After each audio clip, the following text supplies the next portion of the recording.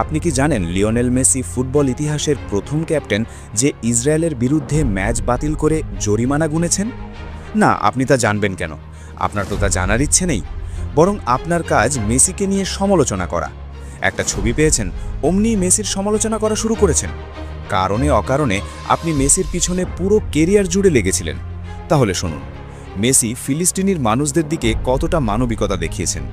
সাল 2018 রাশিয়া বিশ্বকাপের আগে আর্জেন্টিনা মাঠে নামবে ইসরায়েলের বিপক্ষে। সবকিছু ঠিকঠাক। সেই মুহূর্তে ফিলিস্তিনের তরফ থেকে জানানো হলো এই ম্যাচটা যেন আর্জেন্টিনা বাতিল করে। কিন্তু আর্জেন্টিনা ফুটবল ফেডারেশনের তরফ থেকে সেটা সম্ভব ছিল না। কেন সম্ভব ছিল না? কারণ এই ম্যাচ বাতিল করলে জরিমানা গুনতে হতো, কিন্তু আর্জেন্টিনা ফুটবল ফেডারেশনের কাছে জরিমানার টাকা ছিল না। ঠিক সেই মুহূর্তে ফিলিস্তিনের মানুষ খোলা চিঠি দিয়েছিলেন মেসির কাছে।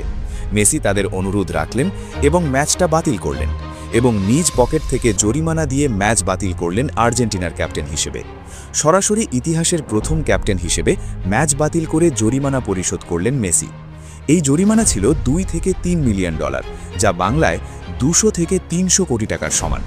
এখন বলুন, কোন মেসিকে নিয়ে আপনি সমালোচনা করেছেন? কয়জন মানুষ এমন নিজ পকেট থেকে জরিমানা গুনেছেন ফিলিস্তিনের জন্য? বলুন তো। এরপর থেকে মেসিকে নিয়ে সমালোচনা করলে নিজের মুখখানি আয়নাতে দেখবেন।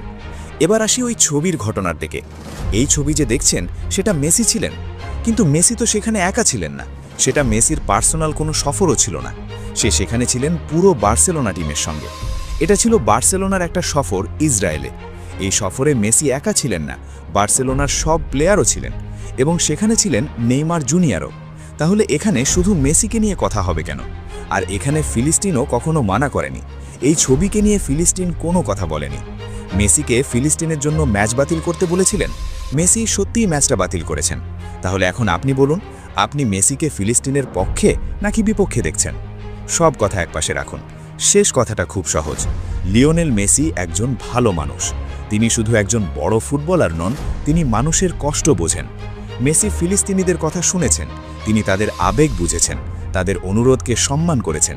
ফিলিস্তিনের মানুষ যখন কষ্টে ছিল, তখন মেসি মুখ ফিরিয়ে নেননি। তিনি চুপ করে থাকেননি, অজুহাত খোঁজেননি। তিনি দায়িত্ব নিয়েছেন।